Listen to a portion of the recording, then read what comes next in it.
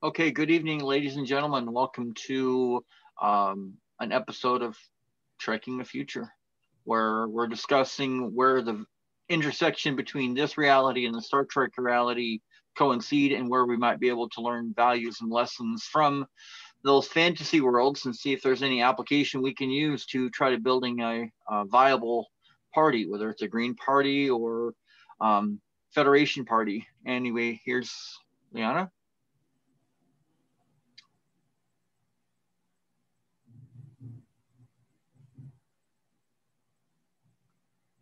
Good evening.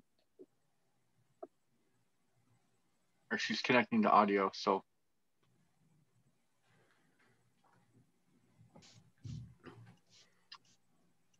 Good evening. Liana. Oh, hey, how are you? I'm doing well, and yourself? I'm doing great. I'm on my way home. I know I'm in the dark right now, but I just popped out to grab dinner, so I'm just wanted to see what this was all about. Great. Okay. So basically, the Green Party of Alaska last week had a meeting, and part of the discussion was how can we further engage people? And this seems like a really great and simple way to engage people. And you know, the first thing when you think about a party, think about having fun. And I know there's a lot of serious work and a lot of hard work yet to be done, but this seemed like a good opportunity to put a perspective on things and share things. So tonight I've set up a 3 hour or not a 3 hour, but a 3 question kind of agenda where I'd like to share some thoughts on a particular topic and then get your feedback on that. And then think about, kind of discuss how we can do this. With a few people on the call, what I'd like to do is simply do a round robin. So I'll go around, and if you don't have anything to say, just pass. And if we go through a couple rounds and nobody passes or everybody passes, we can go to the next question. Does that sound good for everybody? Yeah, it does. Cool.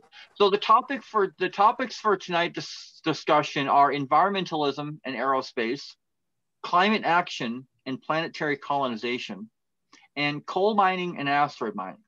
So I'll start with environmentalism and aerospace. So what are the connections between environmentalism and aerospace, and what does all this have to do with Star Trek? Well, from my perspective, the environmental movement really got started when we were able to see from the Apollo 11, an aerospace mission, Earth from the first time with no borders, no religion, from one people. And essentially, this was the aspiration that called us on our highest callings to be able to manifest that reality. What would it be like to live in the future? We grew up with the Jetsons. We knew flying cars were a possibility, and we're still wondering today where they're at. They're getting there, but some of us believe that we could have had this a long time ago. But anyway, the idea is that the connection between environmentalism and aerospace really is the fact that 90% of aerospace is about living comfortably on the place where you're at, whether it's a space station or another planet. And these contain the conditions of clean air, clean water, healthcare, education, pretty much basically everything we're looking at for Earth. So it could be said that the ultimate form of climate action would be to terraform spaceship Earth. One of the reasons I came to Alaska was because of the fact that there's opportunities to build sustainable cities from the ground up, to test theories on how people interact in long-term isolation over generations. And basically, I see aerospace as the ultimate environmentalism stance as far as driving investments into local living economies, which is pretty much what I've been focusing on for the last 22 years. So on that topic, those are my thoughts, and I will start with Mr. Jensen. Oh, nothing. Very nice speech. Onwards. All right. So Josh, would you like to add anything to the conversation? I'm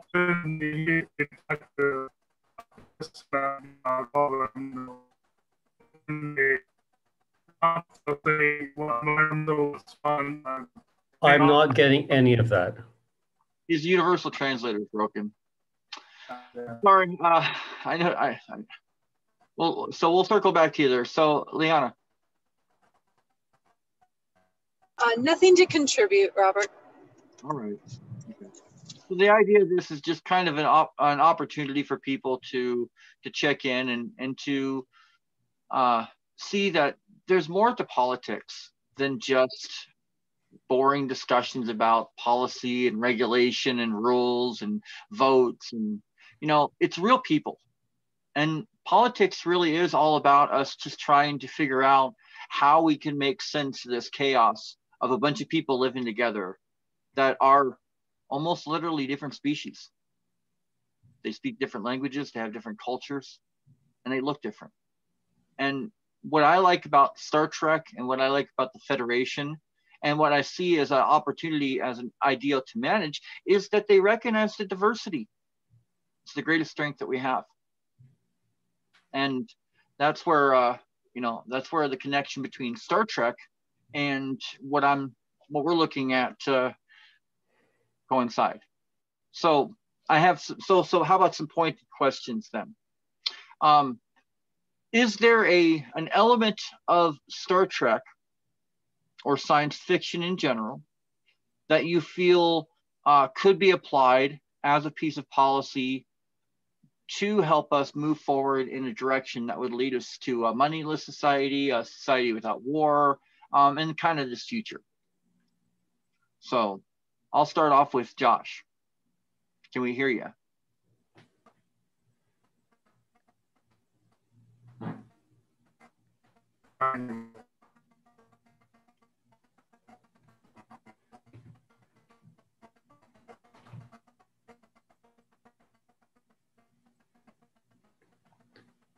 Doing any good, Josh?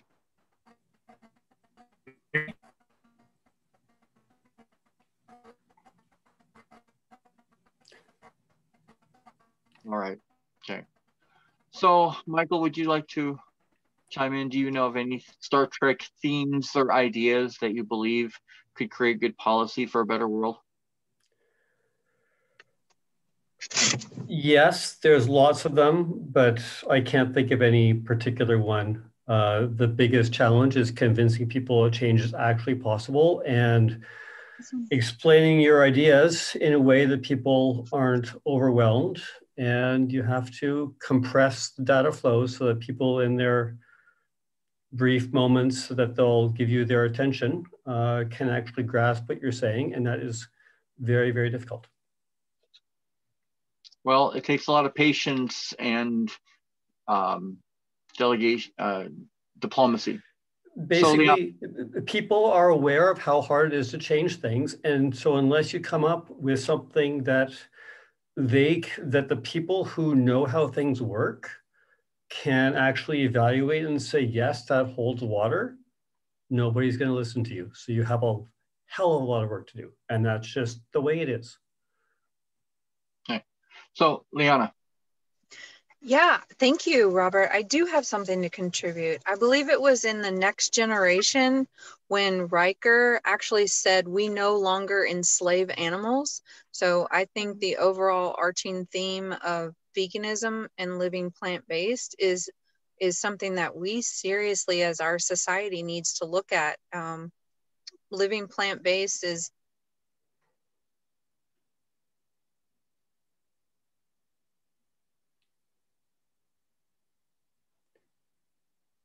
okay. I'm not getting anything. Am I? Nope, she's frozen for a second. Okay, that's... Well, okay, so she was talking about the importance of plant-based diets and veganism as the impact it has on the planet. And there, I do understand where she's coming from.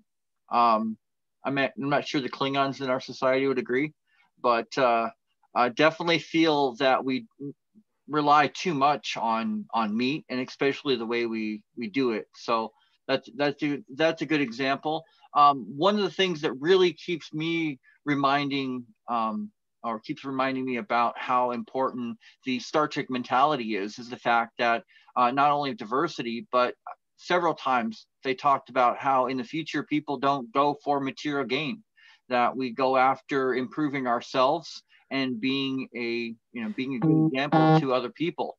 And I think that's something that's an aspiration for any progressive group, is that, we don't want to go out with signs and pitchforks and beat our policies and pass over everybody's heads, but we want to be able to have an open and honest dialogue where people come to common conclusions, and together we build consensus. And that takes time and effort, and it can be challenging, like Michael was saying. But, that's why there's different shows, different captains, different generations, because there's different ways of looking at it. And I know the original generation and the next generation and all those kind of things have underlining filters that emulate opportunities for us to be better to each other and to the planet that we live on, including all the animals. I think that's one of the reasons I'd like to have a kind of a declaration of the living planet, but we'll get to that in future episodes. Michael? Something that we have to recognize that's really, really hard to accept, I think, is the fact that we're coming from every living thing on this planet right now is the result of natural selection and competition. And we're talking about trying to get past that. That's going to be very hard.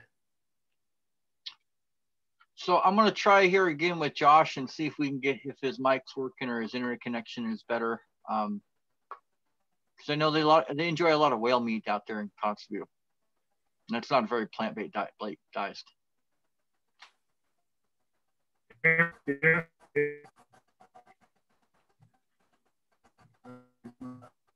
Nope.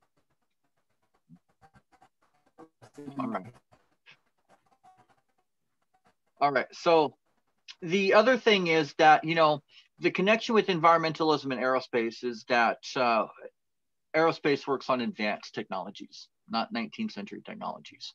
And right now, as everything is shut down and we're trying to reorganize and relaunch our entire world, this is an opportunity for us to, use the advanced technologies that we have, 3D printing, all of these kind of things, green energies, zero waste technologies that allow us to make the things that we need and use where we need to use them, rather than shipping them in millions and hundreds of miles around the world and trying to create this huge network, which is very vulnerable. So another element that I see where there's a connection between aerospace and environmentalism really is that it pushes us to use technology to its best, highest calling, so that we can live in harmony with a healthy, vibrant planet. So good evening, Joe. How are you? You're still dialing in here, huh?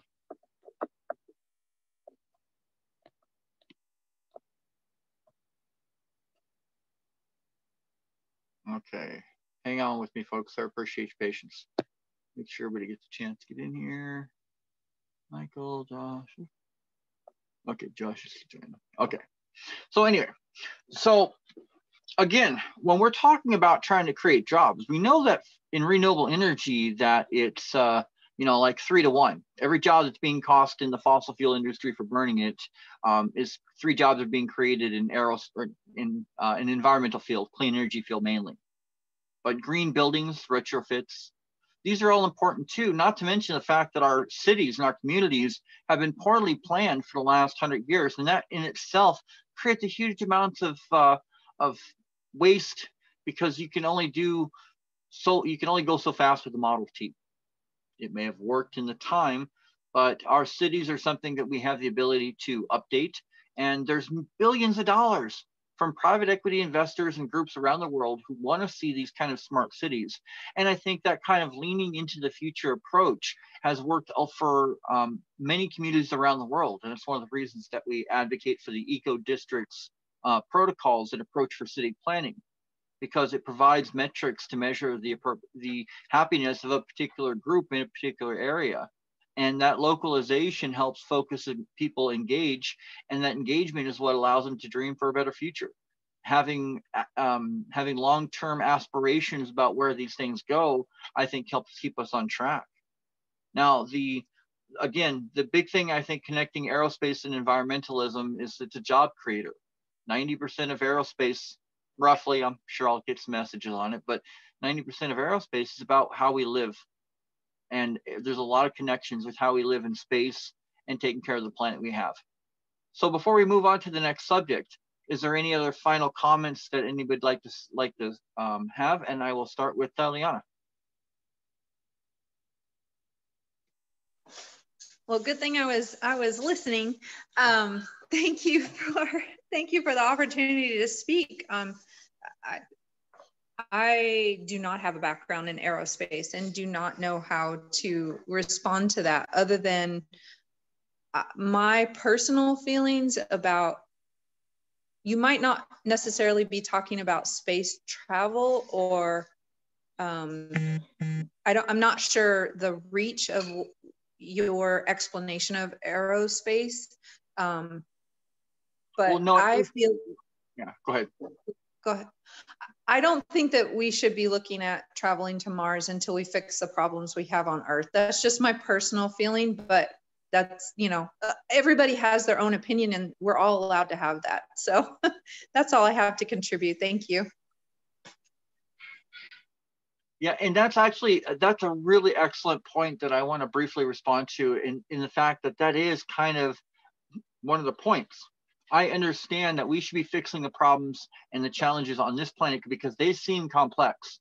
One of the reasons for looking at aerospace as a whole, of basically intentionally building planets, going through the steps of, you know, moving between the stars, it really just puts a whole different perspective on our problems, which is what I was going back to when we started the discussion about the connection with how aerospace and space itself was a big part of getting the environmental movement going. So basically, one of the things that is aerospace just gives us a huge perspective on it. The second thing is that a lot of advanced technologies that have made life better here on Earth do come from the aerospace exploration industries, computer sciences and stuff like that. And finally, like I said, the idea is that most of aerospace is about dealing efficiently with the resources you have. And so that's providing for your people good air, good water, jobs, education, healthcare, housing, security, all of those kind of things in a way that engages them in their highest calling because they're there to do work. Now imagine extending that to societies where we're putting people to work, building sustainable and healthy societies with clean air, clean water, jobs, and education. That's the connection I see between aerospace and environmentalism. And go for Michael.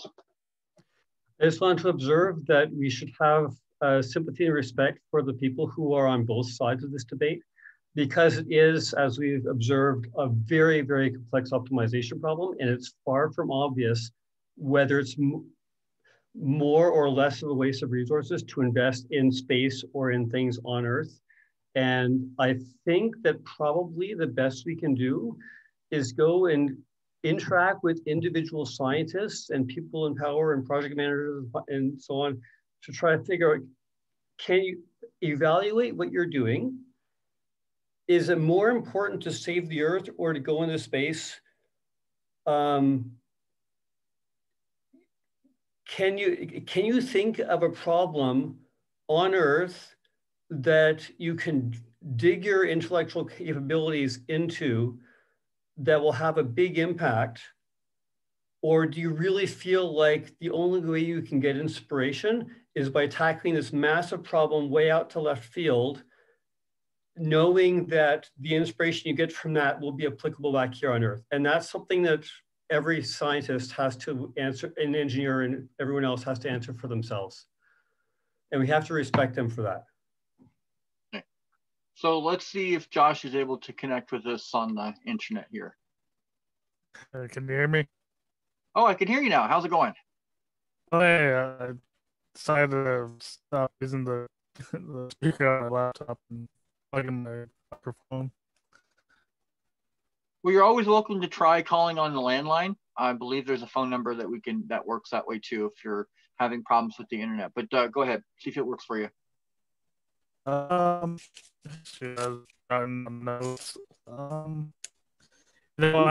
was gonna comment earlier. Is it me? No. was going to comment earlier, often a attack or something on environmental. Very slightly better. I got you, Michael. Okay, I think maybe we're readjusting our frequencies here. So, all right. Okay, thanks everybody for your patience and working through the technical difficulties. Thank you, Josh, for trying to chime in. You are literally in the middle of nowhere, pretty much on the top of the world as far as it can go. So this is where having great, better 5G technology works out. But like Michael was saying, there's two sides to every story because people are worried about having 5G technologies and the radiation and the other negative effects to it. So, I think the biggest thing is to have these conversations and get everything out, and then make the decision based on the current evidence we have at hand and what's best for for everybody. So anyway, so moving on to the next topic is climate action and planetary colonization. So this kind of builds on the whole idea of what we were talking about before with aerospace and the part of it being about habitats. And Earth is basically a habitat that we all share. It has cycles, it has systems, and those systems work together in dynamics, just like what we've been talking about, how politics and civics and the economy work together to provide a beautiful environment for our society. And it's often challenging and pulling those kind of things together. But to answer kind of what one of Michael's questions about the 30,000 foot view is that from that view, you can see that there are systems that regardless of where you are, there are systems that in play. And just like within a city, there are systems and they are divided in most systems right now by zones, housing, or residential, commercial, industrial. But these things can also often overlap where you have a commercial center on the ground floor, an industrial level in the subfloors, and then you've got residential levels that provide for the housing people. And that's where you get these beautiful high rises like the ones that are floating behind me.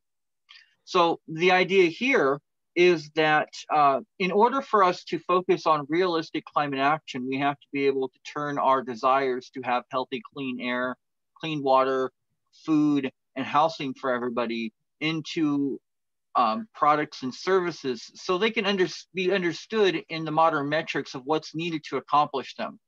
And basically being able to look at how we can drive private equity investments, groups who feel and recognize that there is profit to be had in a healthy planet and their people, and use those to have our own revitalization and renaissance of rebuilding our old homes and our own communities, specifically in starting with the underserved communities, so we can make sure that they are met first when they've been neglected the longest.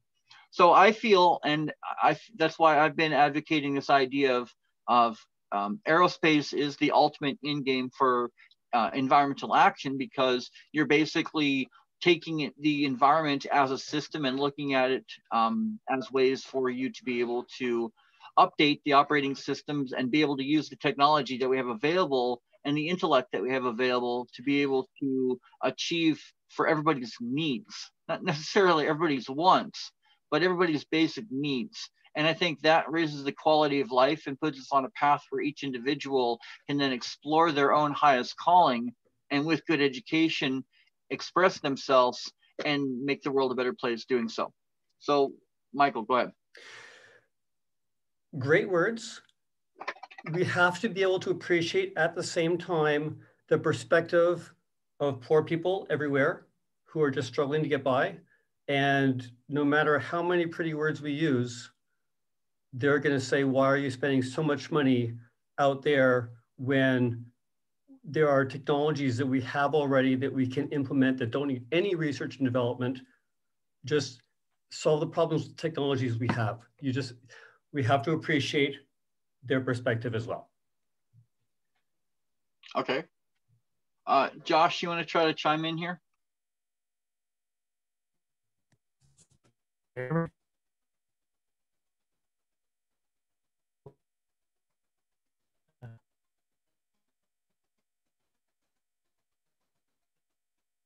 Yeah, sorry, Josh. So before we respond to that, Liana, you want to give anything to add? Yeah, as you were talking, the one subject that came up for me was, does that mean that you support advanced AI, meaning that we would give over manufacturing and the hard labor items that people normally do today? Are you looking at AI to take over those things, and then we would have the responsibility as a community then to cover the other needs of the individuals living in that community, meaning happiness, joy, psychological stimulation, learning, education? Those things would still be a need for the people in part of that community. And I think that when people start talking about higher technology, they're also including AI in that. Am I correct? Over. Well, I think that these ideas are worth exploring. Having watched the Borg, also having seen the beginning scenes of I think it's Star Trek Insurrection, you know, people can have a great life without using a lot of technology. And I can understand that sometimes technology can interfere, and sometimes people just don't want it around. And I think it's always a matter of choice about the level of integration. But as far as planetary management of resources, some kind of a global system eventually seems to be more in alignment with trying to create some kind of a global planetary system. I hesitate on the words to use because I know that there are a lot of people out there that'll be interpreting them differently. And I know that a lot of people are very concerned about being told by some new world order what they can and cannot do, and where they can and cannot do it. And just to answer your question there before I get back to you, Michael, the idea is that all of this is not spending money out there. What I'm talking about is using 3D printing to take the ashes from these buildings that have been burned down and then build new homes with them.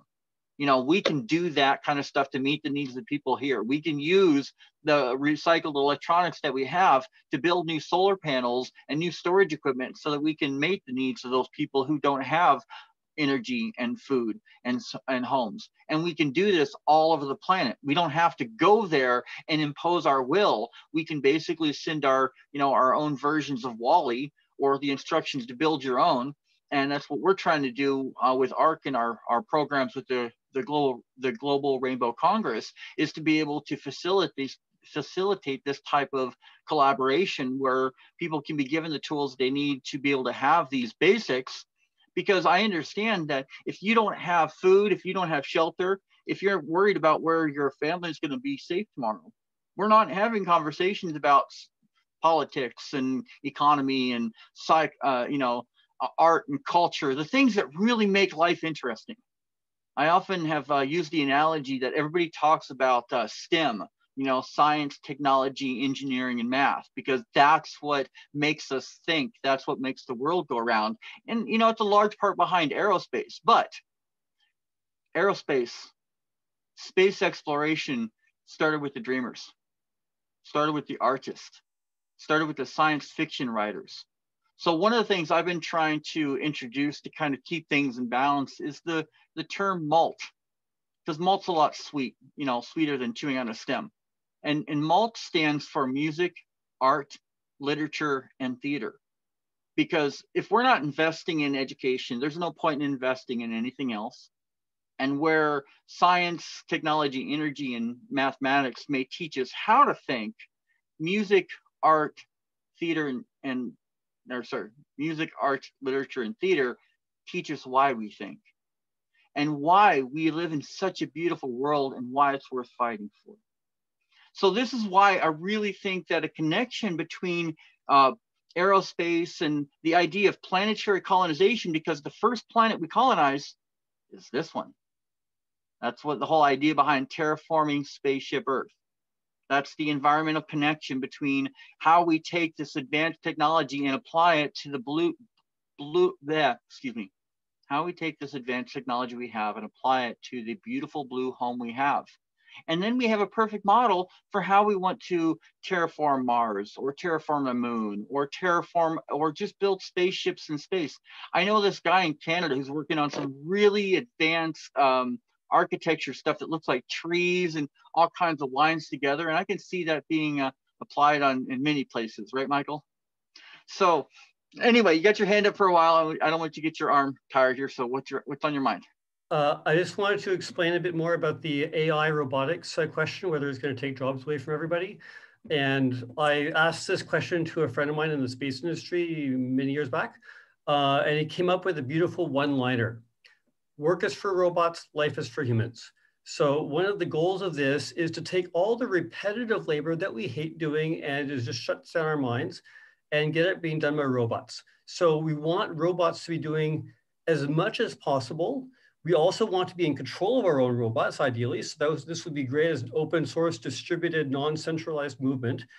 But we want what people are doing and thinking about every day to be stimulating and exciting and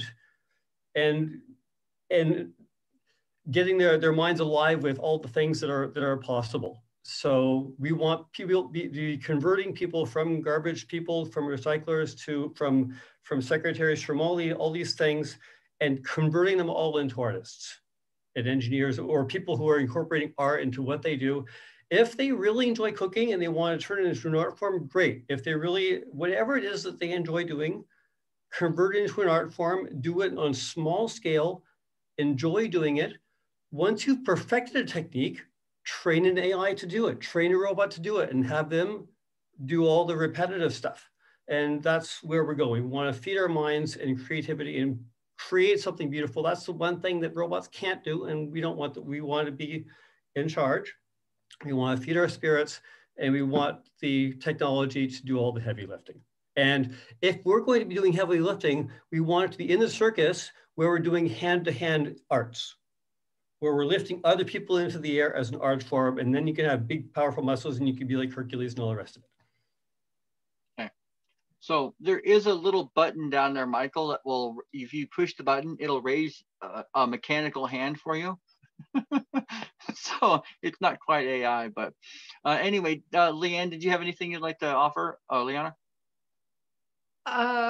Some of the things that Michael was talking about reminded me of a project called the Venus Project, and it's based on a resource-based economy partnered with advanced AI technology, just about what you're already talking about. But the political part of it is that the suggestion is that the economy would have to be resource-based so that no one was making a profit off of it, and that you would live within your means, just like what you were talking about, Robert, knowing your limited resources and knowing how many people in your community that you needed to share those resources with would make the community more efficient. So that's all I have to offer. Yeah, well, you know, the Green Party of Alaska is actually one of the groups, maybe the only political group I know of that has an open relationship with the Venus Project and the resource-based economy as part of our 10-year transmission plan to move us to become leaders of the fossil-free world. Nothing being perfect, and it is a kind of a one-way relationship because we haven't asked them to endorse any particular politics or policies. But we do endorse the idea of this kind of futuristic thinking as a direction that we should be looking at, because there's a lot of questions to be answered, there's a lot of work to be done, and there's a lot of engagement in people in their highest calling. You know, nobody's trying to figure out the next big fashion fade or what the next iPhone is going to look like. They're looking like, how are we going to end hunger? How are we going to end poverty? How are we going to take all the money that we're putting into wars to keep people poor and hungry and put those into sustainable technologies? Like, I know that we can, you know, for things like $20 million, you can't even build a cheap fighter plane, but you can build a vertical farm. Which reminds me, did Joe ever make it on? Doesn't look like he did. Anyway, all right. So he's a gentleman I was working with who's specializing in vertical farm and advanced kind of agricultural technology. So anyway, like I said, this was kind of just organically organized as a way to kind of engage people on a deeper level and, make politics a little fun, because when people hear party, it should be fun. So anyway, so that kind of wraps up the climate action and planetary colonization phase. And so we'll move on to my favorite and at the moment dearest and nearest to the heart, and that's the coal mining versus asteroid mining. So give me just a second here to so here in Fairbanks, Alaska, we have 4 coal mines or coal plants that convert the coal into heat and power. And for many years, and I'm the chair of the Beyond Coal movement. And for many years, we've been looking at, well, how do you keep it in the ground? This is pollution. We've been looking at it from all these moral directions, moral imperatives and stuff like that. But then I started doing some research. And I realized that there's an eco-capitalist approach to be able to capture the carbon and make something useful out of it. And so basically, the idea is that right now we're mining coal and burning it for heat and power. We're using oil for heat and power, and then we're using the oils for lubricants and all kinds of stuff like that. Well, we have the technology now. Well, we've had the technology, but we have the technology now to be able to convert that coal into carbon nanofibers. And with carbon nanofibers, we can build anything. We can build clothing, we can build medical equipment, we can build artificial hearts, we can build aerospace, we can build space elevators. We can start the journey to move us forward. We can build sustainable cities from the ground up that do not produce waste, that are environmentally healthy. We can build cities that suck in carbon. It's just a matter of how we think about it. And this is one of the things I've been advocating recently here in the interior, is because of the fact that we have plenty of coal, we have plenty of coal ash, and anything that's carbon, dog manure, anything can really be converted into carbon nanofibers. And that carbon nanofibers can then be used in a variety of fashion. And the easiest thing to convince people about this is the fact that it's when you burn a ton of coal, you're roughly going to get about $80, $90 per ton. But that same ton of coal converted into carbon fiber is now worth, I think the last time I checked, over $220,000 per ton. Creating jobs, cleaning up trash, treasuring what we fear most. I think that is one of the strongest avenues that we have for building a better and brighter world. And it's it just takes us all working together and seeing everything from all sides. And I think that's the other important part of this, is that it's everybody's got a perspective, and it's important to try to look at people's perspectives before making judgment on why theirs wrong and yours is right. The other part of that is, and it goes to ending poverty and dealing with the issues that we have here on this planet, is that it's been projected that the asteroid mining industry could be a $1 trillion industry, and that we've already started looking at how we can mine asteroids in space, capturing them. We wouldn't bring them back to Earth. I won't get into the complicated part of what we would do with them, but the idea is that there's so many minerals and so much money to be made in asteroid mining that a focus of that could be something that gives the current fossil fuel industries a new drive, and a new drive to stop polluting and wrecking this planet. It may not be a perfect solution, but getting them into an area where they're not causing damage and where they're using the technology for mining that we already have on this planet and using it for good is the best solution I've been able to come up with, and I'm open to any others. So I will start with Liana. I don't have anything to add for this section. All right. So I will go and see if we can get a hold of Josh.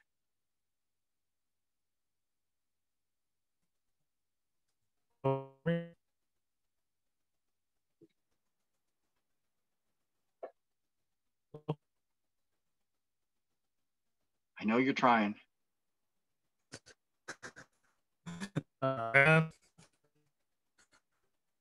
Yeah.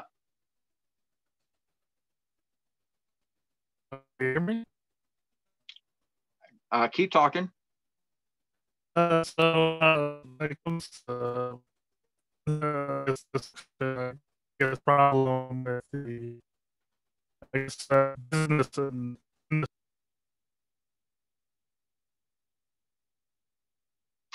All right, lost you there again, Josh. So, okay, I'll go over to Michael and then we'll check back in with Josh. Go ahead, Michael. Yeah, I agree. It seems like, yeah, get them gone. It's one solution. That's I don't have any better solutions for now. All right, well, you know, we've been dealing with fossil fuels for a long time. We wouldn't be sitting here able to have these conversations without that industry, without the extraction industry, without the mining and everything that goes along with it. So it's really hard and really hypocritical for us to be overly critical of these industries when we benefit from them so much. And I think a more centralist position and trying to run an environmental party inside of a deep red oil state, maybe this is part of the, you know, the perspective that we developed is that, you know, they're just trying to, just like we are, they just want to have a good home for their family and a future for their grandkids. They have different definitions of what that means, but just like we all breathe the same air and we eat the same food, you know, we all share the same home.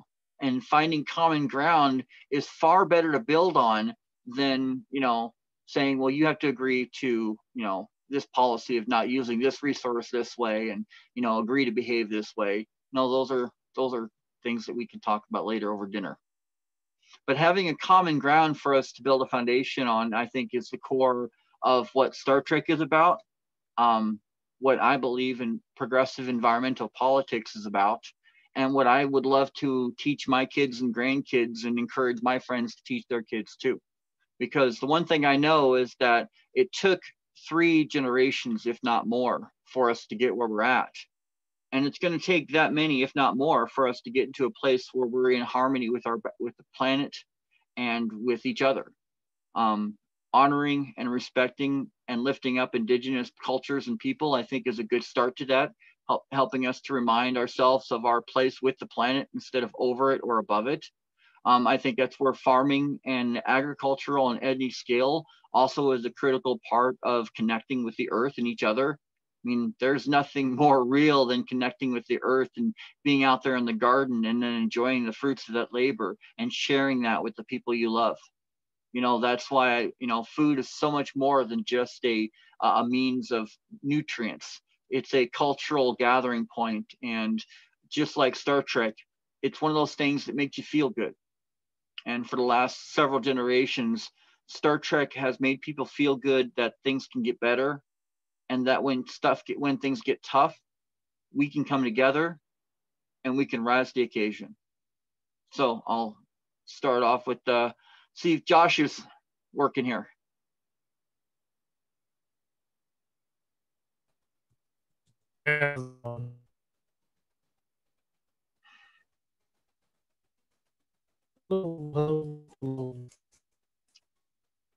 All right, Liana.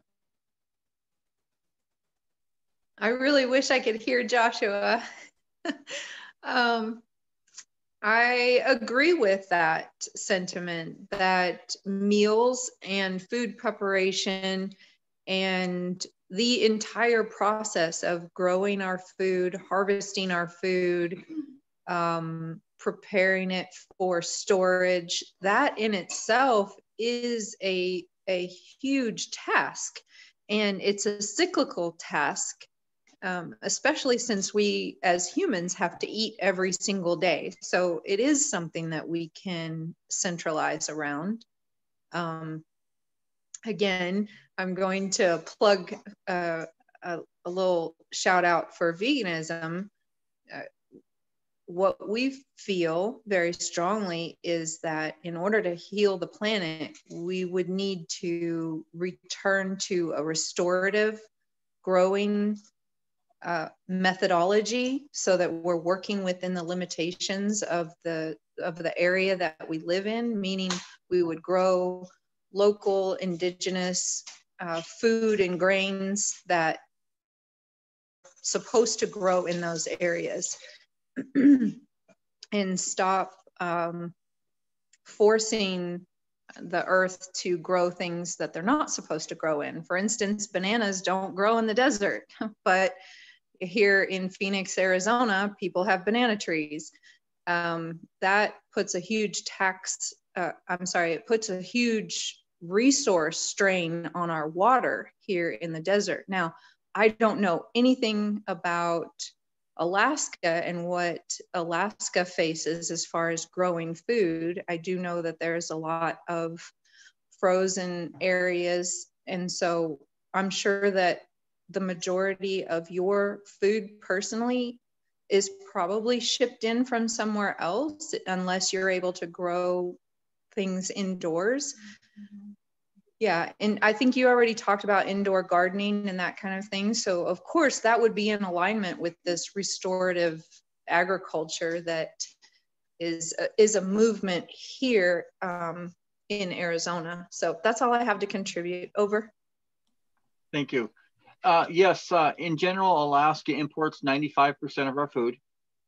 It comes in on 4 barges, and the villages, the fresh produce that reaches the villages is usually a week to a month old. So we have real supply line issues, real price issues, and we've been working very hard. As I mentioned, we've been recently joined forces with the Alaska Food Sovereignty Council. We've set the ambitious goal that 80% local production in the next 10 years to be able to meet the our in-state needs. And I can imagine how disruptive that would be if every state was able to transition to produce 80% of its own food for its own citizens. How disruptive that would be to the monocultural, agricultural industry that's destroying our planet. And then maybe people can have a cow and, rabbits. In the short term, one of the things I do see that could be picked up as a policy around the dinner table is folks agreeing to a meatless Monday. Just one day of the week, maybe even just one meal of the week where they intentionally set aside that type of protein and substitute for something else as a statement for their commitment to the planet. And that's one of the things that I try to really encourage people to understand, is that when we talk about politics, and we talk about policy, it's not just the policies that are created at the White House or at the state, Capitol building. The policies that we create around the dinner table, the agreements that we make as code of conducts, those become the policies that become the law of the land.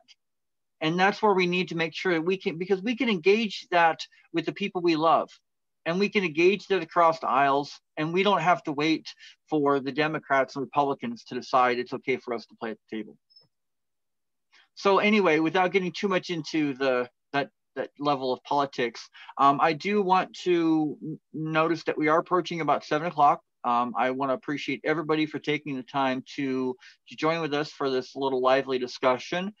There's lots of other topics. Again, this was an idea for us to kind of engage. So if somebody has a topic they'd like to discuss, I know Liana was talking about the resource-based economy. So maybe I'll reach out and maybe we can see if we can get a guest host, and maybe we can try this next Saturday or some Saturday in the future or something like that. So I would like to, in closing, see if we can get a hold of Josh again here and give him an opportunity to speak. And can you hear us, sir? I can hear you, but I don't think you can hear me. We can keep talking. We can hear you now. There's some things I want to say, but to go or so. All right. Well, we very much appreciate you trying. We know it's difficult. And anyway, so Liana, would you like to share anything in closing? Great meeting, lively topics, and thank you so much for the invite.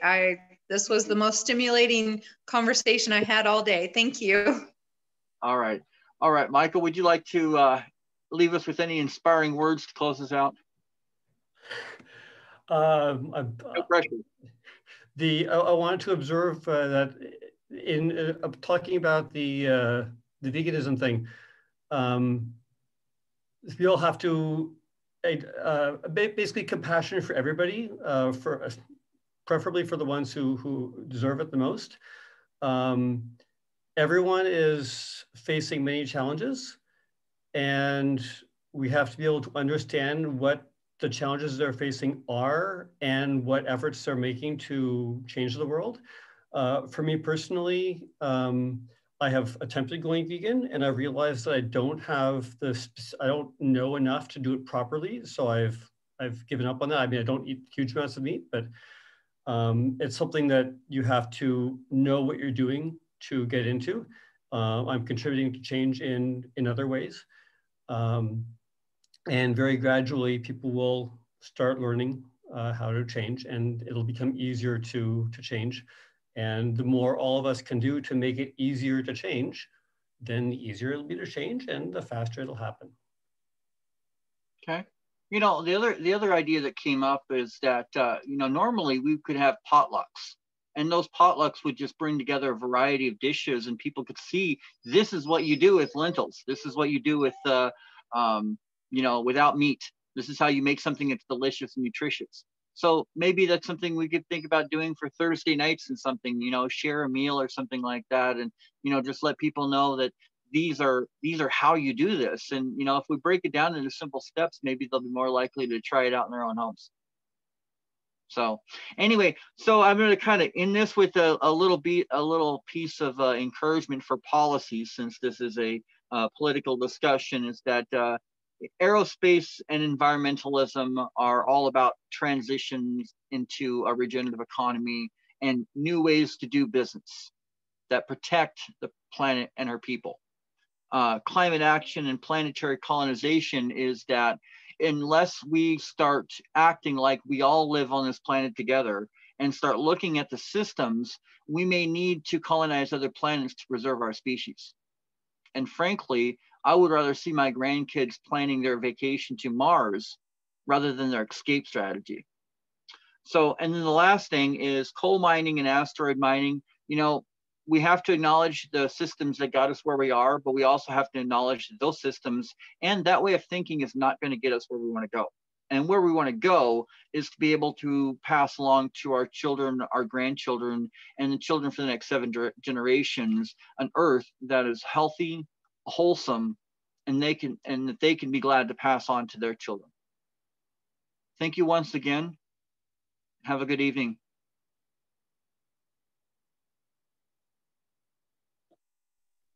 Good night.